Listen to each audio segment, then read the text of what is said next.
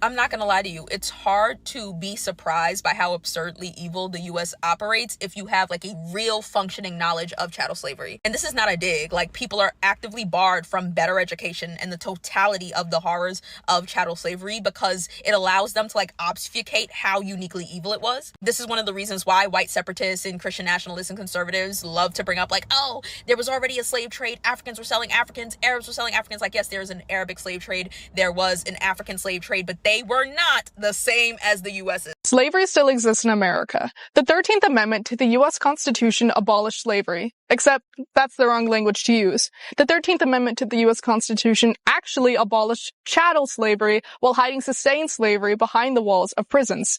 This is known as the Exception Clause. This exception to the amendment built the prison system that we know today.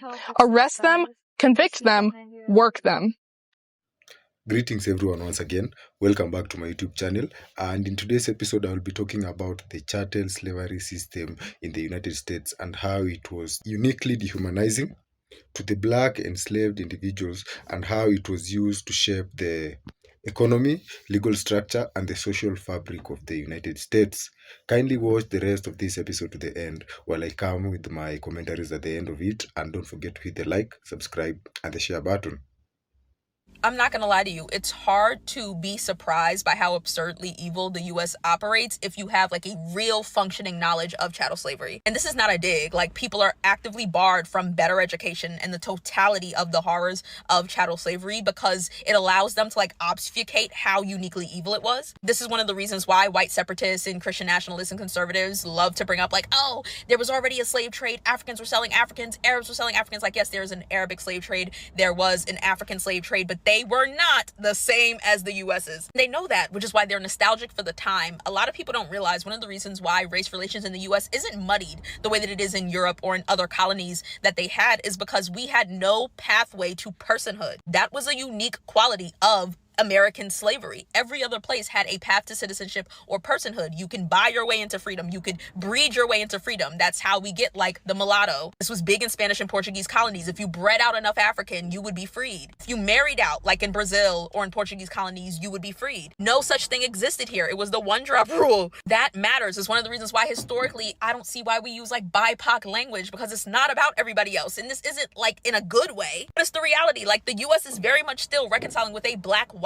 racial conflict. The rest of y'all are collateral. That sounds mean, but it's the truth. And history shows us that because even amongst its other enslaving white counterparts, the US was still amongst their contemporaries regarded as a uniquely evil form of enslaver. Very stringent race relations. And all of it is contemporary. We are living in derivatives and replications of the plantation every day. And I'm thinking about it a lot because seeing these people be like extrajudiciously deported, whether or not they're citizens, whether or not they're here illegally, borders aren't real. I don't care about them. But you get what I mean. This like no tolerance policy of the other is like really fascinating if you know like how much work it took to maintain the power of whiteness. The fact that post-enslavement, after the Reconstruction period, they had to restructure what whiteness was because of their numbers. And it's the racial anxieties accompanied by white folks' fear of black retaliation that led to them subsuming other groups that were not considered white into their own as a self-preservation tactic. This is where we see them giving the Irish and the Italians and the Jewish people a chance to like audition into whiteness, to bulk their numbers. And this is something they've been thinking about for a long time. It's why the Great Replacement theory is literally the bedrock of conservatism. This is just a contemporary version of white enslavers being absurdly cruel and then writing in their diaries about how they fear about being killed by their like slaves at night. This is just that with Google. But one of the other reasons why they make sure that people don't know the full scope of chattel slavery in the American context is to see like where it was failed otherwise when people would try to replicate it elsewhere.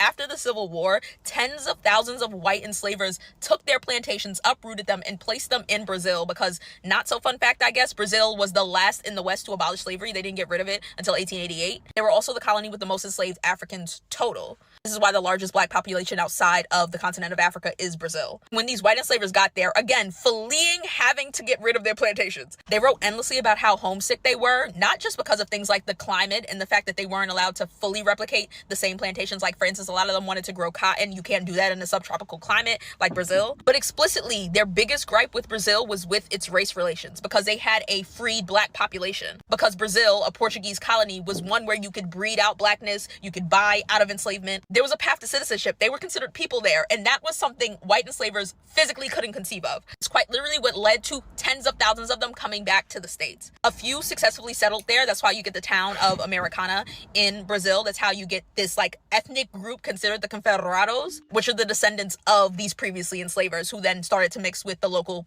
Brazilian population over time. And one of the reasons why the Confederados and Americana settlement is at the top of my mind is that when these tens of thousands of homesick, like middle class, they weren't like the most wealthy, but semi-wealthy white enslavers were done with their like Brazilian project, they petitioned the U.S. to help subsidize their travel back because they spent all their money trying to replicate their plantations in Brazil. And the U.S. did! Like, the U.S. literally helped pay to repatriate these enslavers back to the States, specifically back to the South. And it's this knowledge that blows my mind all the time, where it's like, my tax dollars, your tax dollars are being used to send people wherever the fuck this administration wants them to go. And this is the same country that was like paying out reparations to white enslavers for loss of product and income. The same country that, when after a civil war had tens of thousands of defectors leave to maintain slavery, they helped pay to bring back. That's this country's legacy. That's why I always say the U.S. is profoundly unique in its evil. Our race relations are very clear. This is not like a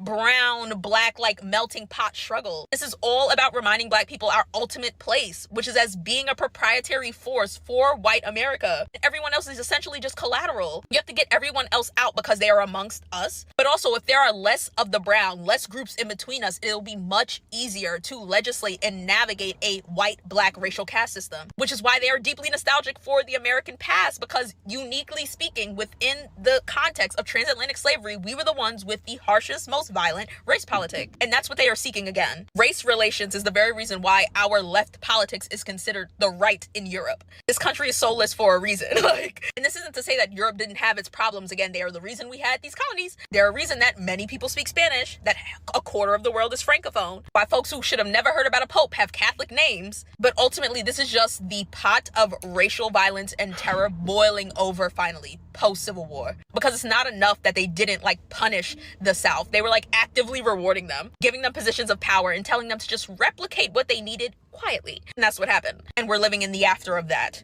And I think if more people had a better education about the totality of chattel slavery in the American context, they would be less occupied with like preserving the perceived soul of the country and more interested in, after this shit burns down, what can we build that's better? I've been begging y'all to get woke on transatlantic slavery for so long, and Reconstruction specifically for so long, for this purpose. Because the Black folks who were allowed to have this education, like, we knew time was a ticking, and the time is now. So I have a lot of people in my comments once again trying to convince me that white people were victims of chattel slavery, just as bad, if not worse, than Black people during the transatlantic slave trade. And while we do acknowledge that, yes, Europeans have been slaves on multiple occasions, what we're failing to kind of understand and realize are the differences between the types of slavery and how slavery morphed, grew, changed when it was brought to the New World. Traditional definitions of slavery have stressed that the slave is the other person's chattel or property, and that the slave is subject to sale or other forms of transfer. The slave's will is subject to the owner's authority, and that the slave's labor or services obtained are always through coercion, usually with a whip or other instruments meant to inflict pain. When speaking on slavery in a latter context, it very well may have been modeled after the domestication of animals, especially livestock or beasts of burden, i.e. chattel, from the Latin word capitalis, which is the root word for both cattle and capital. And this is further proved with the introduction of Aristotle's ideas and the dehumanization of the African in regards to slavery. Slavery has always been part of human civilization, as far back as records record, in places like Egypt, China, Russia, and Rome. But nothing was really like the racial slavery that overtook the Western Hemisphere. Were there ethnic stereotypes based in the slavery of that time? Of course. That is called xenophobia. It has been argued by scholars like Orlando Patterson that defining humans as property is of secondary importance and is not an essential constituent of slavery. He defines slavery, the permanent, violent, and personal domination of natally alienated and generally dishonored persons. You can read his classic book, Slavery and Social Death, for a better understanding of that sentence. He also argues that the slave is in the condition of social death. What he means is the slave and his or her descendants are torn away and uprooted from the original family, clan, ancestors, or any legal descendants. So in theory and in law, the slave has no legitimate, independent being, no place in the cosmos, except as an instrument of the master's will. Now, adding in the crucial element of chattel property is adding in the animalization of the slave. And this, coupled with scientific racism, the pseudoscience we see emerge with Aristotle's teachings and those who followed him, we see the foundations of chattel slavery endured by Black people. When have white people experienced that? Slavery still exists in America. The 13th Amendment to the U.S. Constitution abolished slavery, except that's the wrong language to use. The 13th Amendment to the U.S. Constitution actually abolished chattel slavery while hiding sustained slavery behind the walls of prisons. This is known as the Exception Clause. This exception to the amendment built the prison system that we know today. Arrest them, convict them, work them. Right now, incarcerated people are forced to work for pennies or nothing under threat of punishment. That's not justice, that's state-sanctioned slavery. If slavery is still legal in the Constitution, then freedom in this country has always been conditional. The U.S. has the highest number of incarcerated people in the world. So if we have so many people isolated from society, why aren't we the safest country in the world? It's because prisons help nobody. They disconnect people from society, abuse them, exploit them, work them in inhumane conditions, and then expect them to perfectly transition back into the society that shunned them in the first place. If you've ever asked yourself what you would have done in the 17 and 1800s when chattel slavery was legal, ask yourself what you're doing now, when slavery is still legal but now in the hands of the states. End legal slavery, protect our communities. Based on the current events of what's going on in America right now, this is my 2 cents of what I feel like is happening. So firstly, DEI and all that deportation and stuff, getting those people out of the way and creating chaos. Then trying to do away with the education system. If that is successful, that could also create chaos for that group of people. Then the rollback of segregation. I think you know what that might do. Or not do, because this is a whole different generation, a whole different time, a whole different century from when it was going on, which wasn't that long ago. But my feeling is, after getting all this chaos going on with different groups of people in different ways, guess what's happening on the back end? Money rolling in for those people and only those people. Because don't get me started on the economy. But I want y'all to take this as food for thought. It would be impossible for them to redo slavery, but what's another way they could get y'all? By making it so hard for you to survive, so hard for you to make money, so hard for you to come out of poverty, that you have to conform to whatever they tell you to do. And then for some that's stuck in the prison system, they got y'all anyway because you are property of the state. So that group of people are technically slaves. We always talk about chattel American slavery, but we never talk about how chattel American slavery was different from slavery in the British colonies and in Latin America. So today we're going to do that. So the American Anglo model of slavery was a hybrid model of both the British colonial model and the Latin-cratic model, okay? So by that, I mean, we didn't have one monolithic system for racial management. It was a patchwork empire that absorbed an amalgamation of different models, creating regional variations that all served the same goal, maintaining a Black population in a state of proximate alienation. So off rip, I want you to keep in mind the Louisiana Purchase was operated under French and Spanish rule at first, right? And that is a Latin-cratic system, right? Britain was originally the 13 colonies, as well as all of the Caribbeans. That is what the British model of slavery originally was. So keep that in mind. So the Latinocratic model was a fluidity of rights in a racial caste system, right? In territories governed by Spain and France, like Louisiana, before the U.S. Purchase, race was managed under a complex, legally defined caste system called castas. This system was rigidly hierarchical, but contained mechanisms for limited social mobility. So their treatment of slaves was much different from Britain, and they had pathways to freedom. They also had a concept called legal personhood. Under legal codes like French Code Noir of 1685 and Spanish Siete Partidas, enslaved people were recognized as human beings with a soul, not just property. The philosophical difference had practical effects, right? 3 practical effects. rights to manumism. The law explicitly recognized an enslaved person's right to purchase their own freedom. This was a legally protected pathway out of bondage. They also had the right to petition. An enslaved person could, in theory, bring a complaint to a magistrate about improper or harsh treatment in slavery. But this was in theory. I don't know if it was actually heavily practiced. They also had a right to family. There were laws that would prevent the separation of enslaved families. Once again, this was in theory. I don't know how well it was practiced. They also had legalized mixing, right? Called the placage system, where formalized relationships between white men and women of color created a privileged property class of free people of color.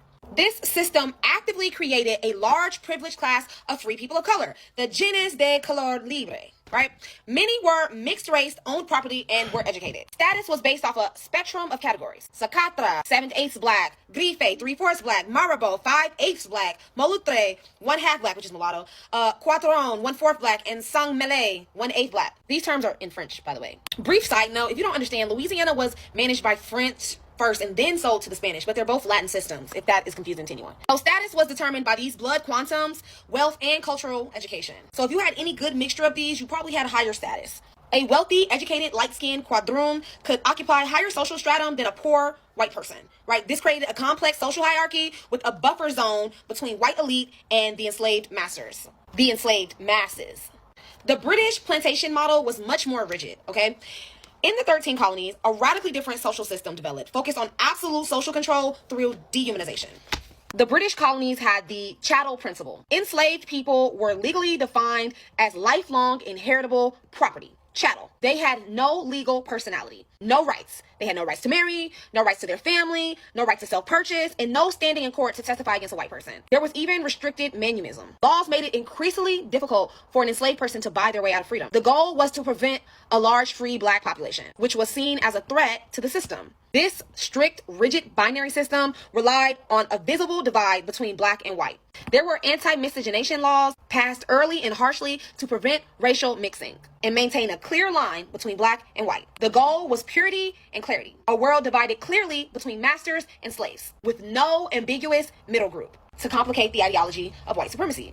However, when the U.S. absorbed the Louisiana Purchase, it didn't just acquire the land. It imported an entire population operating under a separate racial logic. The American system fused these models and created a hybrid model of oppression. It adopted the Latinocratic internal color hierarchy, but stripped away the legal rights and pathways to freedom. The complex castas were reduced to prejudice, colorism, without any legal standing. It enforced the British model of external separation and binary thinking through Jim Crow laws, applying it to everyone regardless of their skin tone or status under French and Spanish rule, creating what I like to call proximate alienation.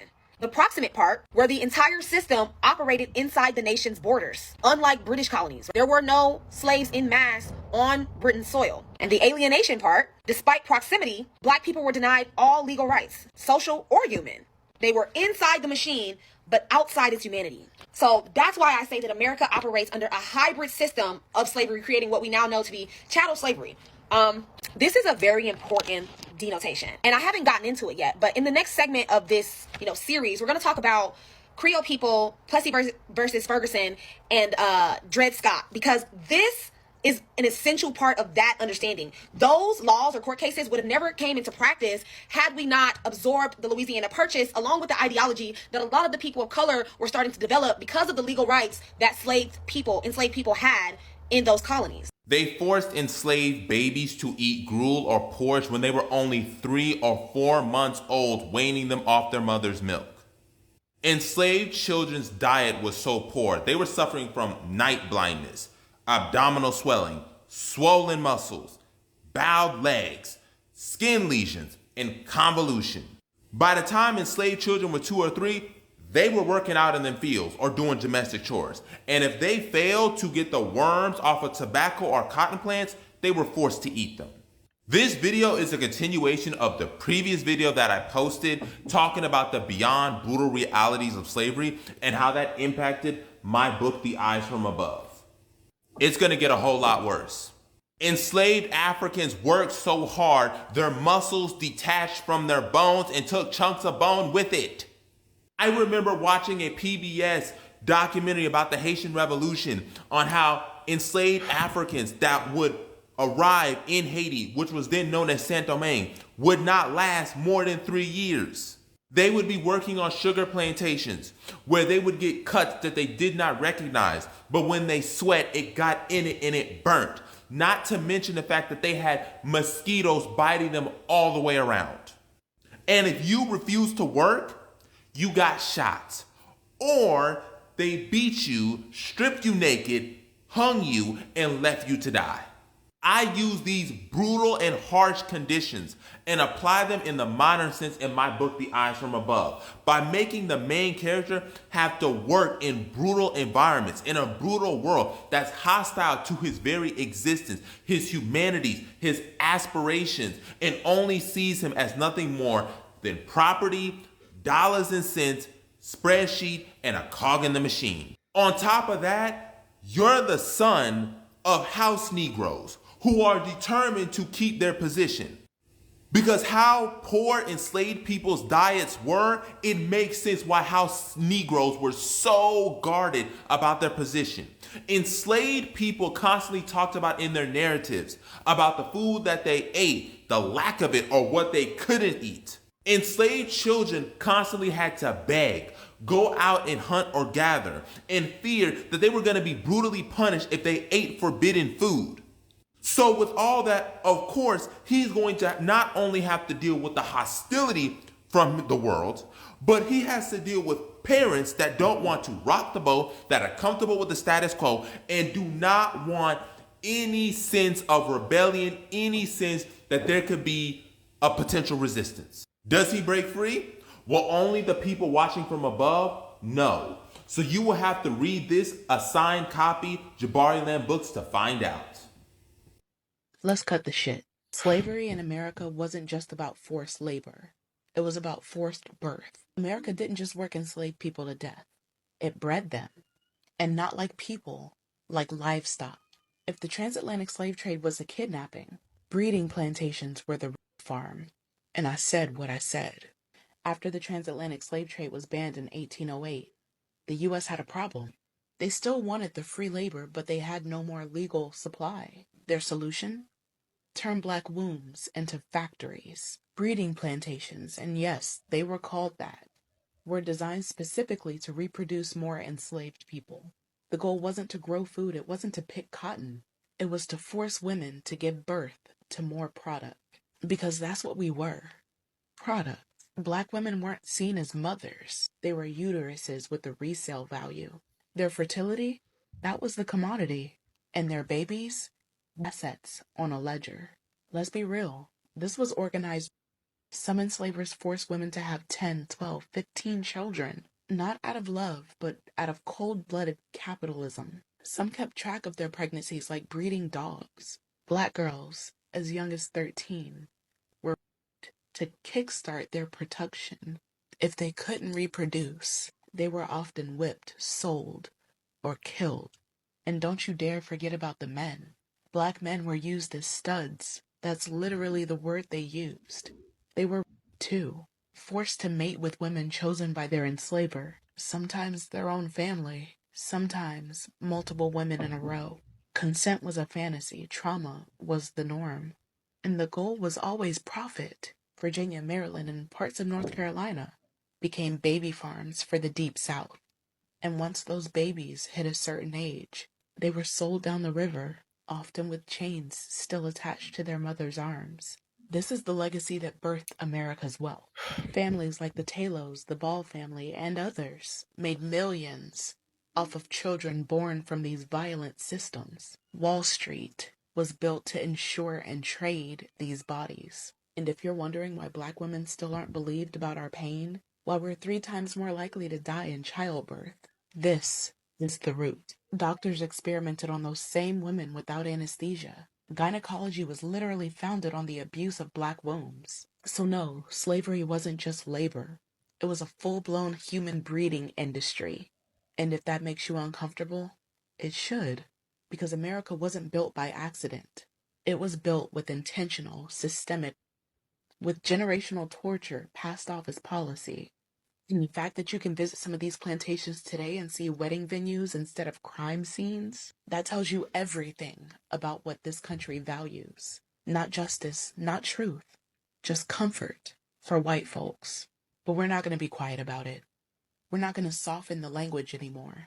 And we're not going to let the history die just because they're ashamed of it.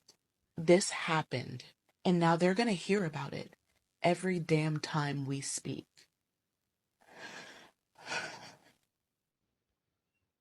Well, if you've watched to this end, thank you once again, and let's get down to it. For most individuals, when you talk about slavery, you'll hear terms like being brought up like slavery has always been there in ancient times. And yes, this could be a fact, but the chattel slavery system in the United States was uniquely dehumanizing and devastating for the black individuals, as it was quite different from all the other ancient slave systems that existed during that time. And for the black Americans, when you hear them talking about how the chattel slave system was designed to specifically ensure that they never escape the slavery system, this is a fact that is not talked about well enough.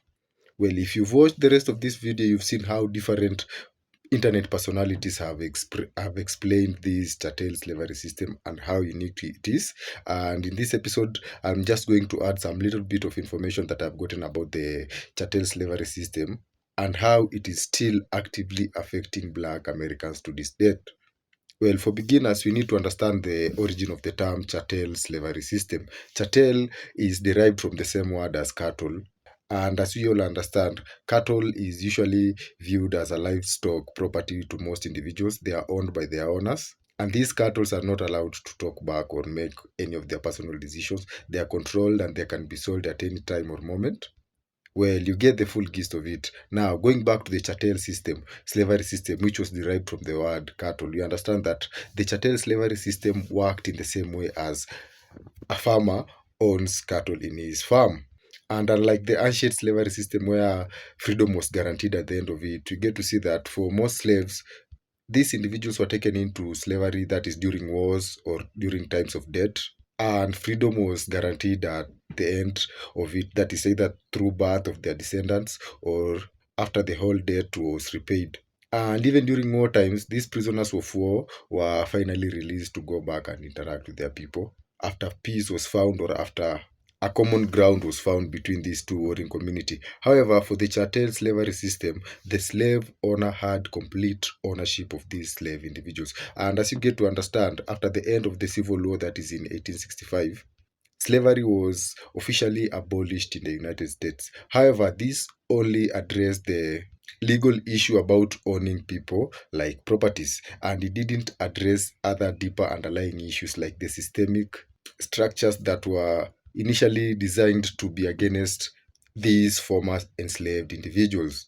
And in doing so, we're getting to see that the chattel slavery system actually didn't go away. It just morphed into something even worse. And again, if you go back to the chattel slavery system in the United States, we get to understand that the owners of the slaves had the right to do anything with their slaves. And the slaves were intentionally prevented from learning, that is reading and writing. They were also prevented from having rights of getting married or even owning property in the United States. And again, what makes it worse is the fact that most of these enslaved individuals could be used to settle debts just like any other properties that an individual owns, as most of these individuals were actually viewed as being property to these white slave owners. And after the abolishment of the slave system, we get to see that as much as these former slaves were happy of finally getting their freedom and not being recognized as properties, they were in for it, as now they were going to face a system that was specifically designed to discriminate them entirely based on their racial hierarchy and not on their individual excellence. And if you get to understand the chattel system, unlike the ancient slavery systems where individuals actually got their freedom, that is through their descendants, where we get to understand that the sons and daughters of the slaves were let free. In the chattel system, these formed a unique form of slavery system where we get to see that even the children of these slaves were never let free. And as we understand, after the burning of the slavery in 1865, this automatically translated to the white individuals lacking the constant supply of fresh slaves to work in their farms. And in order to sustain this activity, they had to breed these individuals, these black individuals, where you get to see that children or sons and daughters of these slaves were also born automatically into slavery. And in doing so, they managed to be a self-fulfilling cycle of supply for these slave owners. This actually shows how very dehumanizing this form of slavery system was to the United States. And the impacts of it are actually being felt today. And one of the most notable things that shows the impact of this chattel slavery system is the wealth gap that is between the white individuals and the descendants of the former slaves. And according to recent research, we understand that for 250 years, the black individuals worked in the farm for free labor and were never allowed to accumulate any form of wealth for themselves. This created a very huge wealth gap between them and their white individuals. And we're getting to understand that currently the median white family owes 8 times the amount of wealth compared to the median black family. As you all understand that their descendants or their ancestors were never given the chance to accumulate the amount of wealth that their white counterparts had accumulated during that slavery era period. And other than that, we are also getting to understand that there is also the social disenfranchisement that was put into place to ensure that the black individuals or the descendants of these former slave individuals never actually got to prosper in the United States. And this actually showed that the system or the field was already tilted in favor of the white individuals. There are some systemic laws and rules that ensured the black individuals never prospered. And even after the abolishment of slavery, we get to see some laws, some legal structures that were put into place to ensure that the white individuals also managed to still get the advantages that they did during the slavery era period. And one of these is the black codes that were made to specifically limit the black man. A good example is the redlining that ensured that no black individual actually managed to own mortgages in black neighborhoods. This, as you understand, getting to own a house in the United States is something that is a way of wealth generating and that can be passed down through generations. And once the black individuals were prevented from owning any forms of property, we get to see that this limited the amount of wealth that these individuals could accumulate, leading to the huge wealth gap, as I'd explained before. And other than that, we are getting to see, like, again, the Jim Crow laws that officially targeted black individuals or viewed them as being threats. And in doing so, we're getting to see a system whereby ex-convicts or convicted black men were taken to work as slaves in white corporation as a way of serving their sentence. And lastly, we are getting to see the social injustices that were specifically designed to target the black individuals. And some of these include how black individuals were treated in health facilities, that is, in healthcare. There were specific rules that were designed to ensure that all the black individuals were treated differently from their white counterparts. And this can also be observed by the way black neighborhoods have been overpoliced by the security forces, and even the amount of educational funding that black neighborhoods receive is quite different from that which the white neighborhoods receive. And this goes to show that the effects of chattel slavery never really went away, and even right now it's being felt by most, if not all, black Americans in the United States. And this goes to show the constant wars that the black American individuals are still fighting, and even despite of this, they are still excelling and trying as hard as they can to fight these socially designed systemic racism that has always been on their back for decades now. Well, this again marks the end of this episode. Kindly don't forget to hit the like, subscribe, and the share button. And don't forget to share your thoughts, ideas with me in the comment section. Thank you once again, and see you in the next episode.